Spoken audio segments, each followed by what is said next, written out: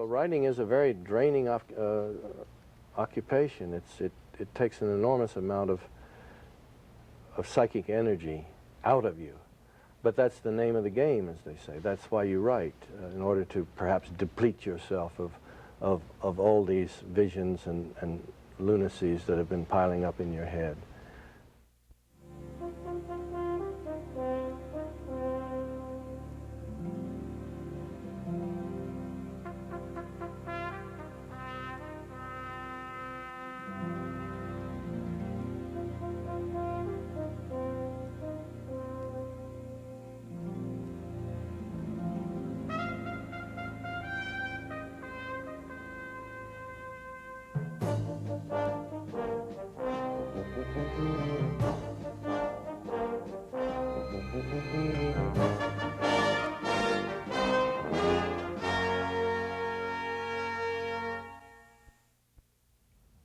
Hello, I'm George Plimpton, and this is Writer's Workshop. Our guest today is a writer and a friend, someone to be admired even if you weren't such a good friend. His career has been marked by that rare combination of critical acclaim and financial success, and since he was a budding novelist of 25. At that young age, he produced a best-selling first novel, Lie Down in Darkness, which was motivated not only by his obsession with writing, but also by the fact that he was unemployed and in an undeclared competition with Truman Capote.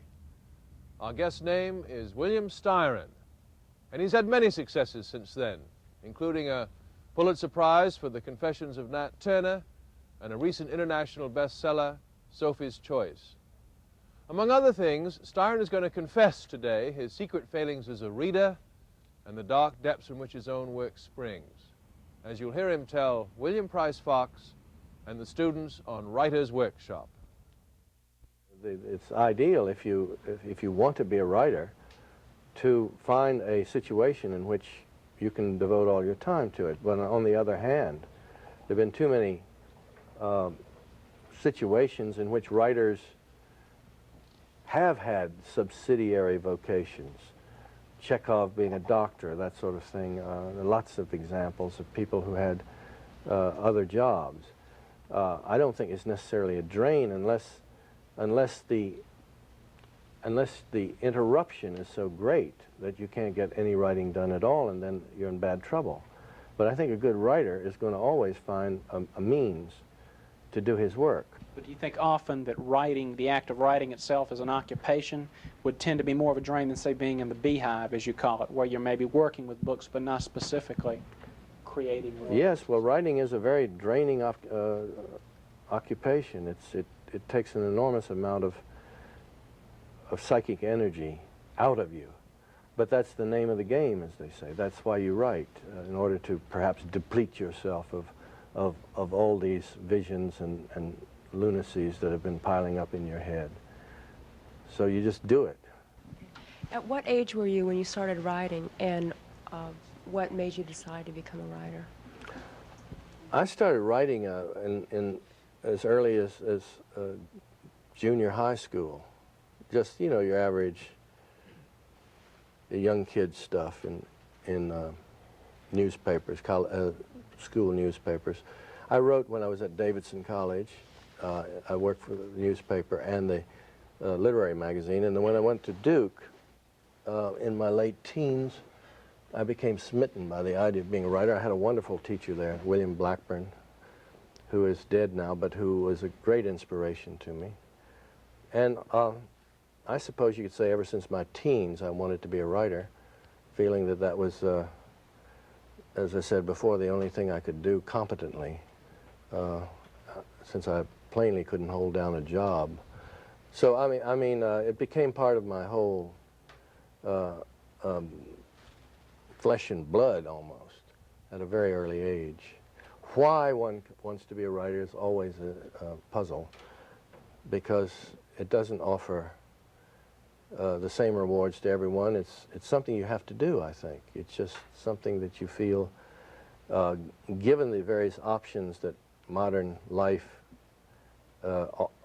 offer, it's one of those options in which it's possible, I think, to achieve something on a very individualistic level. You're totally your own man. You're making your own statement. You're beholden to no one. It's your voice. You don't have to get up at 7:30 if you don't want to. And those things are kind of important to a person who's fundamentally indolent like I am. So there's a great complexity of things having to do with writing, and I've just tried to describe a few of them. What kind of jobs did you have before you got into this? What kind of jobs did I have? That you didn't work at? The only job I ever had in my life was the one I described in Sophie's Choice, working for that strange beehive, that apiary, McGraw-Hill Book Company, droning in it, I should say. And so therefore, the only lamentable upshot of this is that I probably won't ever get any Social Security. That's right. What about Hiram Hayden? What kind of effect has he had on you? Hiram Hayden was a man of great gifts. He was the editor-in-chief of a publishing house when I first started writing. He was also a teacher at the same time at the New School for Social Research in New York. And he taught writing, and I took his class. He was the man who, when I was struggling to write short stories, not very good ones, in my very early 20s, who encouraged me to strike out in the novel form because he felt that my talent was more suitable to the novel than to the short story, and I think he was right. And so he gave me, in his capacity as editor-in-chief of this publishing house, an option in the huge sum of $100 to write a novel, which later became Lie Down in Darkness. I don't want to denigrate that sum either, because in 1940, in the late 40s, that was a considerable amount of money for a young, hungry bachelor like I was in New York. And then further on, as I progressed on the novel, Hiram further supported me by bailing me out whenever I screamed and said I was starving. He would send me another check. So in effect, he was a very, very helpful influence on my early writing career. Later, to be quite honest, he did not serve that function. He became something else, but I'm always in debt to Hiram Hayden for having helped me start out as a writer. What are some of your favorite novels? Are there any writers that have inspired you or kind of set ideas running in your mind? Well, there was a time in my 20s and earlier when I think I read almost every book ever written. I'm exaggerating, of course. But I read absolutely promiscuously, in the sense that I read most of Dickens, Melville, Flaubert, the Russians, plus all the 20th century writers of most nationalities. I have not read all of these, certainly. I have never read, don't know whether I'm ashamed or proud to say, but it's a humiliating thing to say nonetheless, that I've never read a novel by Henry James. However, however, and I know that's a lack, but it's just something that I will be cursed for to the end of my days. I don't plan to read a Henry James novel. But I think I've made it up by so much other voracious reading that I could never really say. Certainly I have favorites. I mentioned Flaubert. I think that anybody who might wish seriously to attack the problem of writing a novel should read Madame Bovary, preferably in French, but in either of the 2 or 3 fine translations. I think Moby Dick is one of the colossal works of fictional literature. I think Huckleberry Finn, of course, is. How have you managed your life so that you could be a novelist? I've just managed.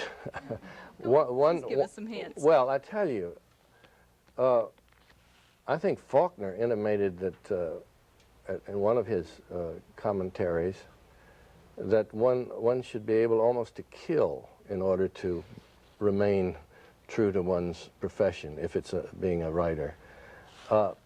Actually, it becomes ultimately the only thing you can do. Kill, you mean? Right. Yes, kill, even. Either or. Either or. No, I think you've at a certain point are so determined to make writing your vocation that it just becomes part of your bloodstream. There's just no. There are practical matters. You have to make a living. I've been very fortunate. I've made considerable money on my first novel, which is a very unusual thing, and it got a momentum established so that I was able to live comfortably. And then most of my recent books have, hallelujah, made lots of money, which is a fortunate accident, which I'm not ashamed of. Could you tell us about your daily rituals, though, for the writing? Do you have any? I'm a very relatively undisciplined writer in the sense that I don't go into a tantrum or a funk if I don't manage to write every day. I try to write every day. But if it doesn't happen, then I wait for the next day. I write in the afternoon usually, which is unusual. Most writers write in the morning. I find it more compatible with my whatever is called biorhythm. I feel dead in the morning. And as a result, those attempts are usually come to naught. But by mid-afternoon, I'm cranked up. I've had a good lunch, usually, I hope. And I try to just get going at mid-afternoon. It suits me fine. And I work usually from around 3 till about 7 or 7:30. And that's my generally established rhythm of writing. At lunch we discussed a writer whose voice didn't match his material. Remember that? Yes. Would you discuss, the Big Love, which we just talked about, why that works for you? The Big Love? Yeah, the voice in that. Well, The Big Love is a minor classic of American literature. It's the biography of Beverly Adland, who is the 14-year-old mistress of Errol Flynn, the biography being written by Beverly's mother. And it has a remarkable first line, and it gets better even after the first line. And the first line is, I'm paraphrasing, but it's very close to, I want to make one thing perfectly clear, that my daughter, Beverly, was a virgin when she met Errol Flynn. And then it gets better and better and better after that, because... Now, why does that work? Why does that work? It works because of a certain kind of incongruity. There's a certain amazing Central American quality in the voice of this half-loony mother who had her leg cut off by a Hermosa Street, it was a Hermosa Beach streetcar, an accident which she perpetually refers to in the book as the tragedy of my leg. A kind of unconscious zany quality, which has only really been achieved in works by people like Nathaniel West, describing this mad Hollywood world through the utterly accepting eyes of a woman who actually wants to see her 14-year-old daughter debauched by Errol Flynn. and but told with such innocence and with such unconscious humor that it has become a classic, and I hope it will be perpetuated in some way. Yeah. How did you run across it? A friend of mine just happened to, you know, at random read it back in the. It was published back in the late '50s as a very tacky little paperback by a company suggestively known as Lancer Books. Very cheap paperbacks which would fall apart in your hands. But I just read it and fell in love with it, and I wrote a review of it in Esquire, and it became the talk of the country for a while, and even people as various as W.H. Auden and I forget who else thought it was a masterpiece. And it's unfortunately gone out of print, but I think we should revive it. At one point in the book, they're living at the Waldorf Towers. Mm-hmm. You know, it's Beverly and Earl and the mother-in-law. And then Earl and Beverly go to Europe for a movie. In the next paragraph, the mother-in-law is working at the Hamburger Heaven with no loss of enthusiasm. There's a wonderful, utterly naive, almost imbecile quality in it that just makes the thing fly. It's a wonderful Every book. detail is just perfect. You know, Well, Mr. Styron, you were talking about the amount of time you spend writing, and you do a certain amount of research but don't like to over-research. How about plotting? Do you know where you're going when you start? I know that you ask a lot of writers that. Or do you just kind of let it, does it carry itself once you figure out your character and research the character, whether it be Stingo or whoever? I think that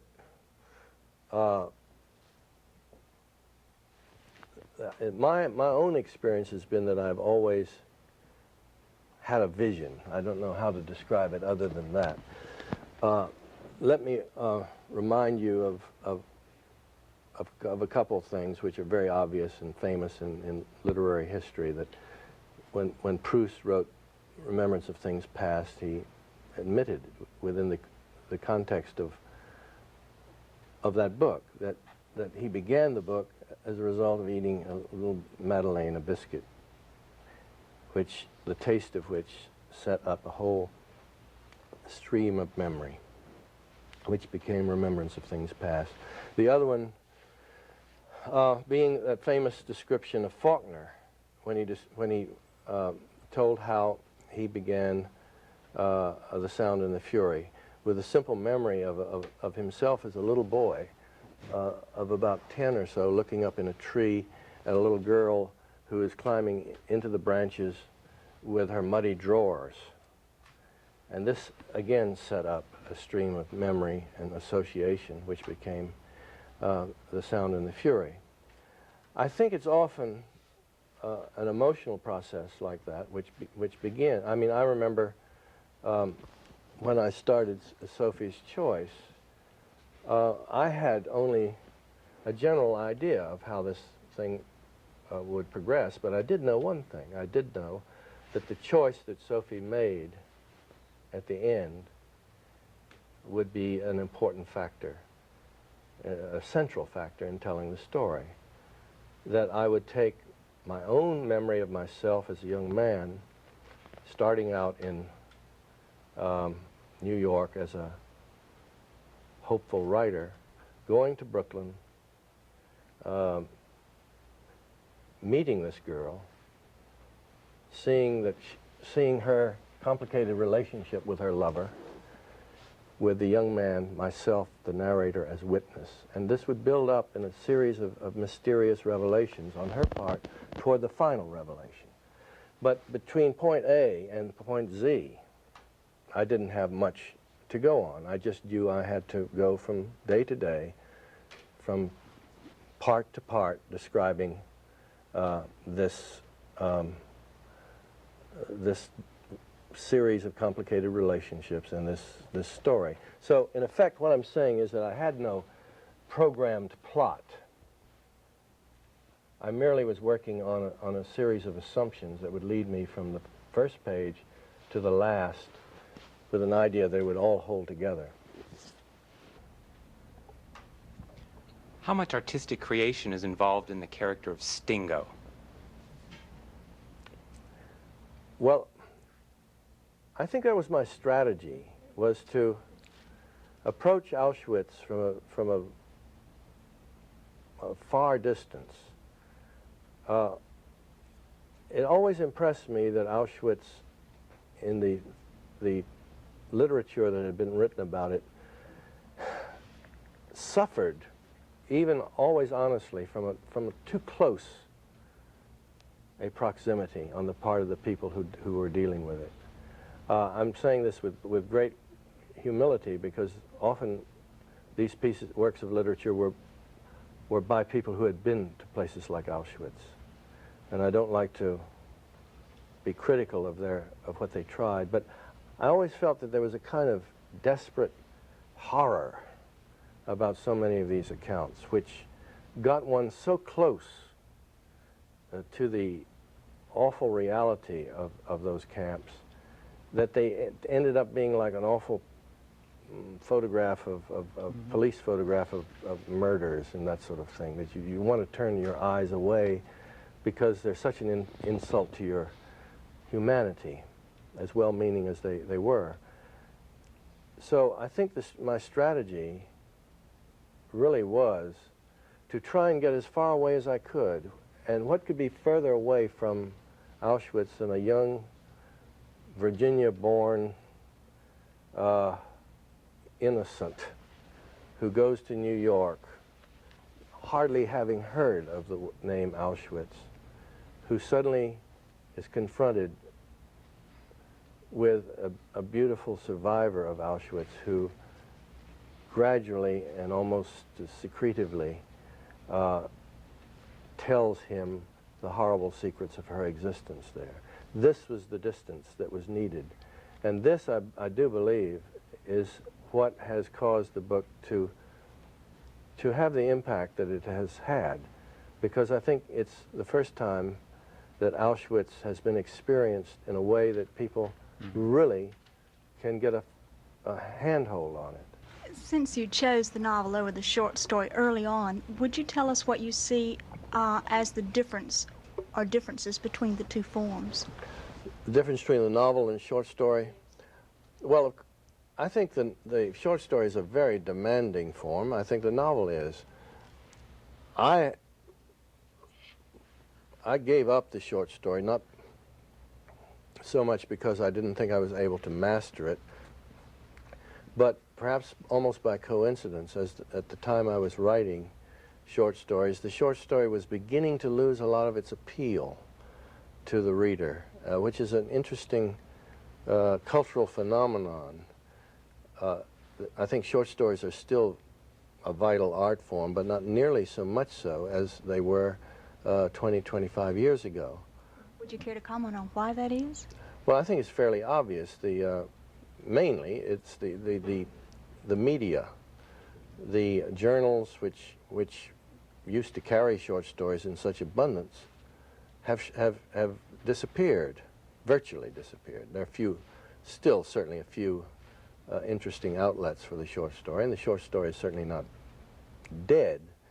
But there was a time, for instance, in the 30s, when the short story was one waited, for instance, for even, this was before I was a real reader, but even as a kid, there was magazines like Story magazine, which has gone out of business, that came out I believe periodically, every quarter or every 2 months or something, in which you would wait at the mailbox for it to come, because you knew it would have works by William Saroyan, that it would have works by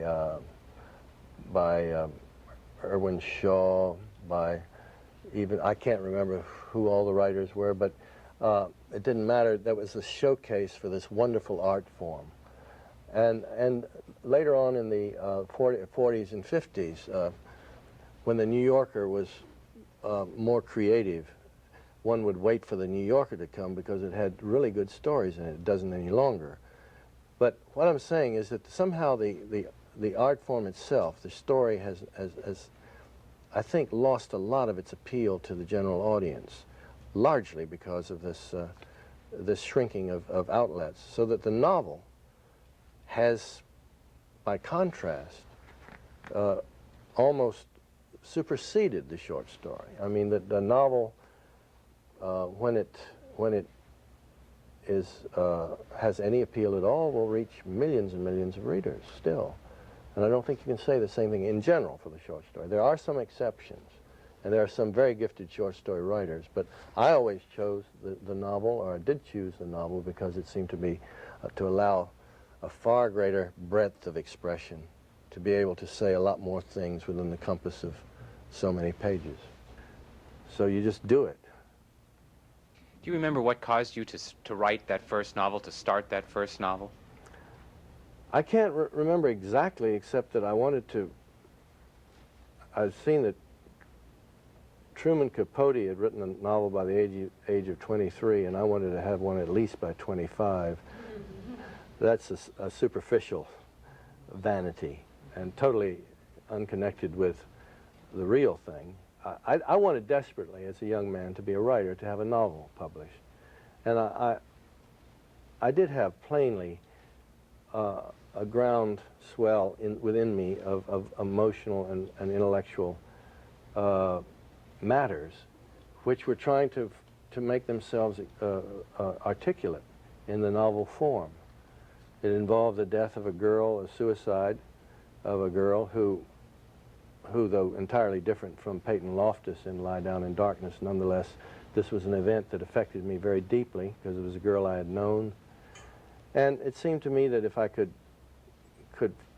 put in the framework of middle-class, upper South American life the story of her tragedy, and refract around that tragedy all these various events that take place in a middle-class family in America, especially upper South in Virginia, of that time and place, then I would have achieved a kind of interesting description of my time and place on the level I sought to do so.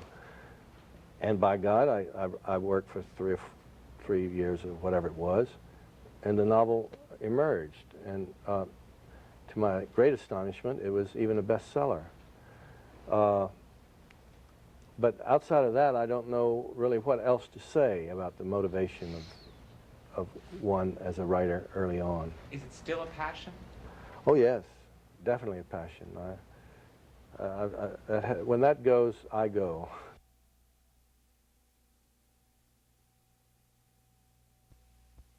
This is George Plimpton thanking you for participating in our Writer's Workshop. Please join us again next time.